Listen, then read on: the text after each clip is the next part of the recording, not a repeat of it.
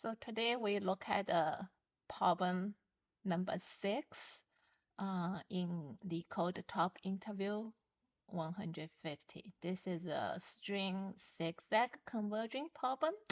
So like most Leetcode or algorithm problems, there will be a pattern you can observe from the question to reach your implementation or resolution. So let's use example 2 here to observe the pattern we can use uh, to solve this problem. So we can see that 4 rows total, and for the top and the bottom rows, you always have to travel the double amount, the steps. Like for top row, you have to travel number of rows minus 1, which is 3 steps to reach the bottom, and 3 steps up to reach the next character. So it's 2 times. You have to move forward 2 times number of rows minus 1. In this case, is 6 to reach the next character. Then you can build on the next index and plus 6 again to reach n.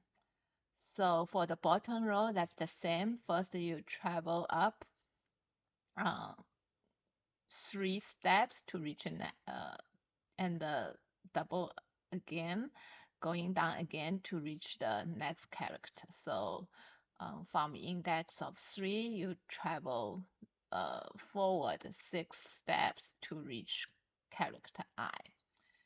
And it's a little bit more complicated for the middle rows. And we can observe here, and it will take, like say from character A, we have to travel 2 steps down to the bottom, then travel 2 steps up to reach the next character for this row. And for the next row, since we're going to travel 1 steps away from the top, then we have to travel 1 steps down from the top to reach the next character. It's the same for row 3, so we will travel 1 down to the bottom, then we travel 1 up. So it's the pattern is whatever takes you going down to reach the bottom, that's how many steps you're going to take to reach going up to reach the next character. So let's look at the C# implementation for this problem. So here's the C# implementation for this problem, the ZigZag string converging. So first we just eliminated the possibility, the number of rows, just 1 row. Then you can just return the strings. There's no need further operation to be done on this string. Then we give the result string as a string builder, so we can use it to stitch up all the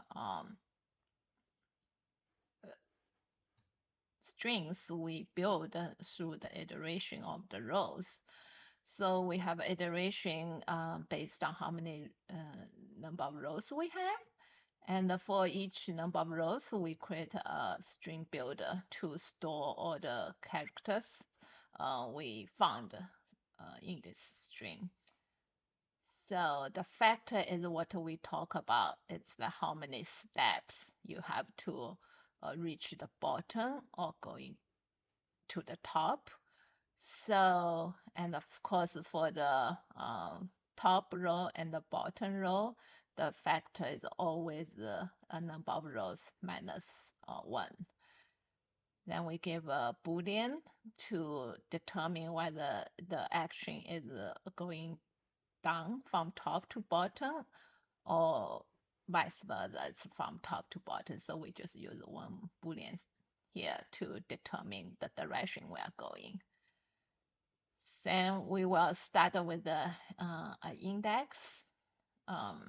It's always the index will be whatever row you will be at, and as long we're not reaching the end of string, we'll be fine. Then we're going through the iteration here, just navigate uh, the string to find the characters we need for this row.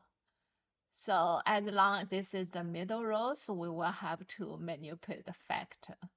And if it's from the top, the factor will be the number of rows minus 1 and minus whatever the row you are currently at. Then we set the boolean to be false.